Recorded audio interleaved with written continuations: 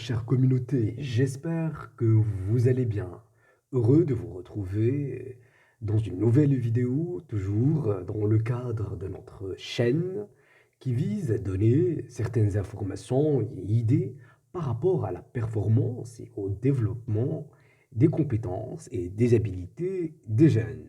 Alors aujourd'hui, j'ai décidé de partager avec vous quelques idées par rapport à un sujet qui est très demandé d'ailleurs par la plupart des jeunes, à savoir la préparation pour l'entretien d'embauche.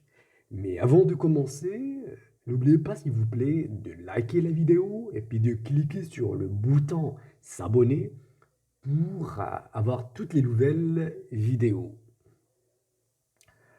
Alors, en fait, aujourd'hui, je vais vous raconter une histoire d'un jeune homme ambitieux qui voulait passer un entretien d'embauche.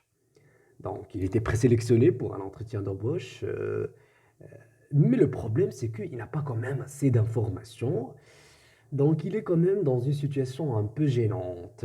Il ne sait plus, est-ce qu'il doit appeler son ami pour demander son avis, ou bien googler carrément le mot entretien d'embauche, ou lire dans certains livres, ouvrages, des définitions ou des détails par rapport à ce concept-là. Mais nous, à travers cette vidéo, on a quand même une petite solution à proposer à ce jeune homme-là et à tous ceux et celles qui veulent passer l'entretien d'embauche. Donc, c'est pas la peine de s'affoler, c'est pas la peine de s'inquiéter. Il faut quand même rester zen, voilà, et puis avoir toujours des idées positives. Alors, on va découvrir maintenant les 5 étapes essentielles à suivre pour réussir l'entretien d'embauche. Alors en fait, il y a se relaxer, s'organiser, s'informer et puis se préparer. Se relaxer, oui, parce que déjà, c'est une bonne chose d'être présélectionné pour un entretien d'embauche, parce qu'on sait bien que ceux ou celles qui sont présélectionnés pour un entretien d'embauche, ils ont quand même fourni beaucoup d'efforts pour avoir les diplômes nécessaires, les qualifications nécessaires afin d'être présélectionné. Donc c'est un bon signe, il ne faut pas s'affoler, il ne faut pas s'inquiéter, il faut toujours avoir des idées positives et puis garder une posture positive, voilà.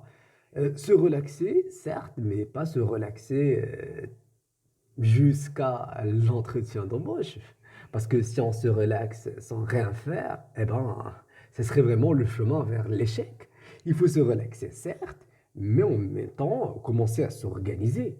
Parce que, comme vous le savez certainement, l'organisation est une chose qui est très importante. Alors, il faut s'organiser, commencer déjà par l'organisation de temps, savoir ça nous reste combien de temps justement avant l'entretien d'embauche? Quand est-ce qu'on va passer cet entretien d'embauche?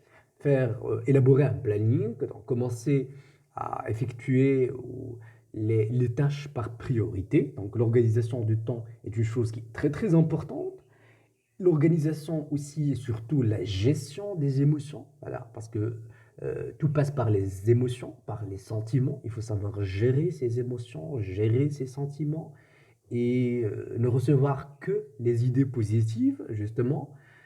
Il y a aussi l'organisation des idées, parce que comme vous le savez certainement, le jour d'entretien, eh ben, le candidat va rentrer en communication, on va faire une petite communication avec le recruteur.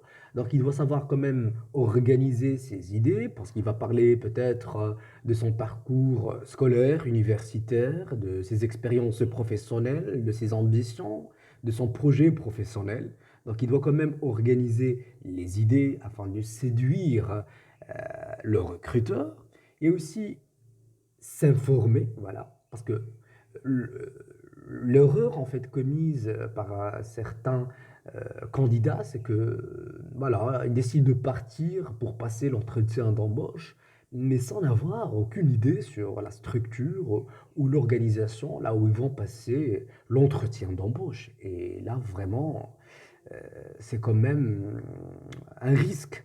Donc il faut quand même s'informer sur la structure, sur l'entreprise, sur la société. Bon, le lieu en général, là où on va passer l'entretien d'embauche.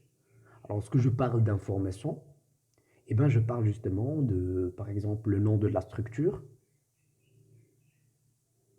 ce ou le nom, par exemple, du directeur général, quand est-ce qu'on a fondé ces structures, les ambitions de cette structure, les objectifs de cette structure, le projet aussi de cette structure. Et puis se préparer. Alors là, lorsque je parle de la préparation, eh ben, je parle de la préparation à la fois psychique, la préparation aussi côté tenue vestimentaire. Qu'est-ce qu'on va mettre le jour de l'entretien d'embauche? Donc il faut porter bien sûr une tenue respectable, bien sûr, et être à la hauteur. Donc les éléments que je viens de partager avec vous représentent quelques éléments parmi d'autres que le candidat doit certainement savoir afin de passer un entretien d'embauche dans des conditions très très favorables. Si quelqu'un de vous, ou bien si vous voulez que je développe plus, ben, vous pouvez m'écrire ça dans les commentaires et je le ferai avec un énorme plaisir. Je vous souhaite surtout bon courage et puis à la prochaine vidéo. Merci.